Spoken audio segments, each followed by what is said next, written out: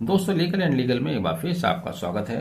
संभल मामले में 24 नवंबर 2024 को 5 लोगों की हत्याएं हुई थी, जिसके बाद पुलिस द्वारा एफआईआर दर्ज की गई आम लोगों के विरुद्ध और ये कहा गया था कि हत्याएं उन्हीं बवालियों की द्वारा चलाई गई गोली से हुई थी। हालांकि पुलिस के इस वर्जन में कोई जान पहले से नहीं दिखाई दी, क्योंकि जो लोग वहां पर पहुंचे थे वो अचानक से पहुंचे थे, अपनी मस्जिद के आसपास पहुंचे थे कि वहां चल क्या रहा है, तो उनके पास कोई हथियार किसी वीडियो में नहीं दिखाई दे रहा है। लेकिन फिर भी पुलिस ने ये कहकर और बहुत सारे लोगों के खिलाफ अज्ञात में मुकदमा दर्ज करके आरोपियों को धरपकड़ शुरू कर दी थी। अभी तक 60 से ज्यादा लोग गिरफ्तार हो चुके हैं। ये पुलिस द्वारा जो जातियों का सिलसिला है, संभल में अकेले नहीं है, न किसी जाति धर्म विशेष के खिलाफ है। पुलिस की जाति किसी के भी खिलाफ हो सकती है और आए दिन कहीं कहीं आती रहती है। अभी आपने हाल ही में माननीय उच्चतम न्यायालय का एक आदेश पढ़ा होगा, जिसमें उन्होंने एक व्यक्ति की कस्टोडियल डेथ को लेकर डीएसपी समेत 8 पुलिस आला अधिकारियों के खिलाफ मुकदमे के आदेश दिए हैं। तो ऐसे ही जातियां लगातार चलती आई हैं। उन्हीं में से एक यह भी हो सकती है यदि निष्पक्ष जांच की जाए, जैसा कि लोगों का कहना है। आज उन्हीं में से जिन लोगों को गोलियां लगी हैं, जो घायल हुए हैं, एक व्यक्ति ने पुलिस के खिलाफ 156(3) के अंतर्गत प्रार्थना पत्र सीजेएम संभल के न्यायालय में दिया है।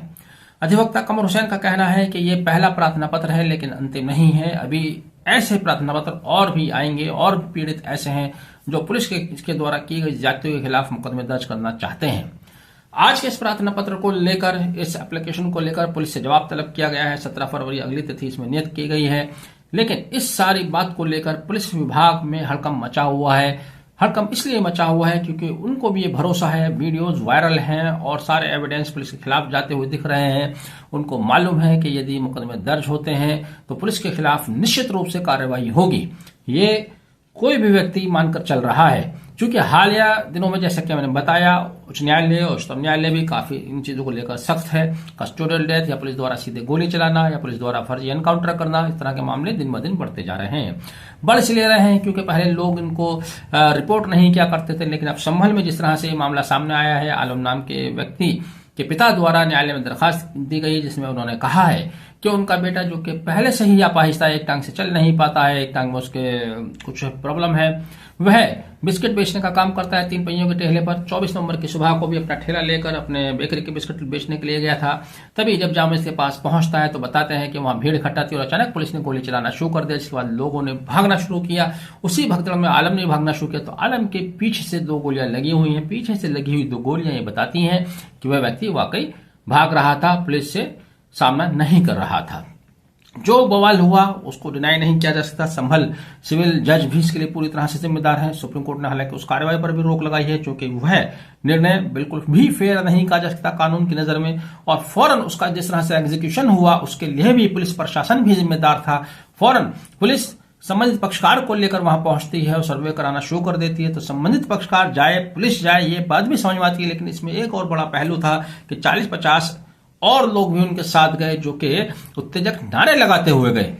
न्यायालय का आदेश था, न्यायालय का आदेश का पालन किया जाना चाहिए, बिल्कुल किया जाना चाहिए, इसमें कोई दो राय नहीं। लेकिन उसमें दूसरे पक्ष को भी सुना जाना चाहिए, उनको नोटिस भी जाते हैं। आमतौर से इस तरह से आदेश नहीं किए जाते।